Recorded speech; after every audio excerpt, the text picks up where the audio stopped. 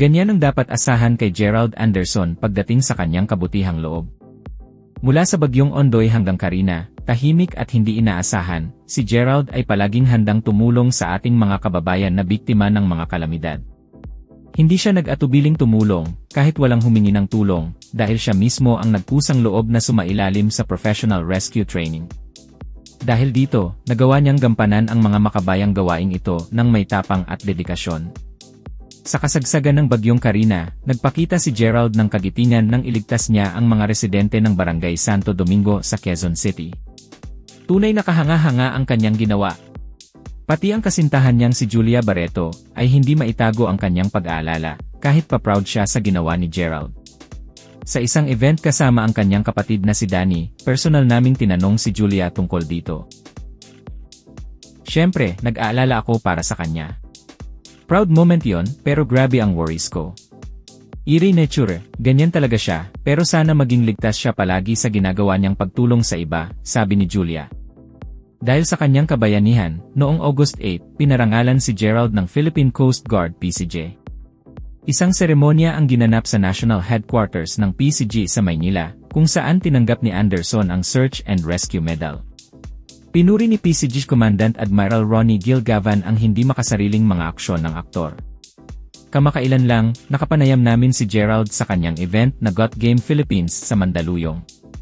Isa itong passion project niya upang matuklasan ang mga batang basketball superstars para sa competitions. Gaganapin niya ang scouting event sa Maynila, Cebu, at Davao para sa mga open league, collegiate, hanggang grassroots level.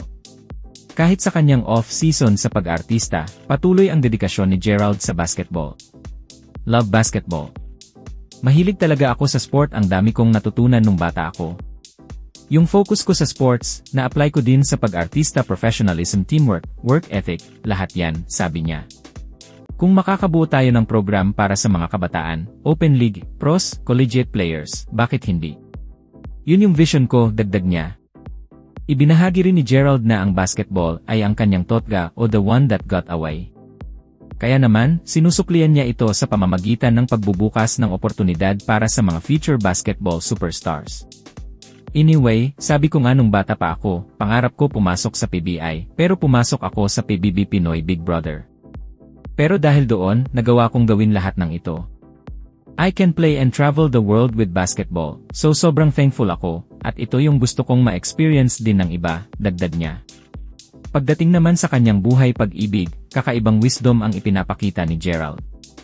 Ayon sa aktor, siya ay isang tahimik na taga-suporta ni Julia at ng kanyang ex na si Joshua Garcia. Sadyang nagbigay daan si Gerald habang pinopromote ni Julia ang pelikulang Unhappy for You, na sa kasalukuyan ay kumita na ng mahigit 40 million sa local box office.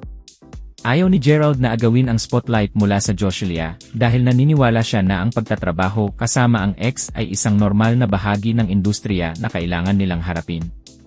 Ibinahagi ni Gerald na naranasan na rin niya ang ganitong sitwasyon noon sa kanyang karera.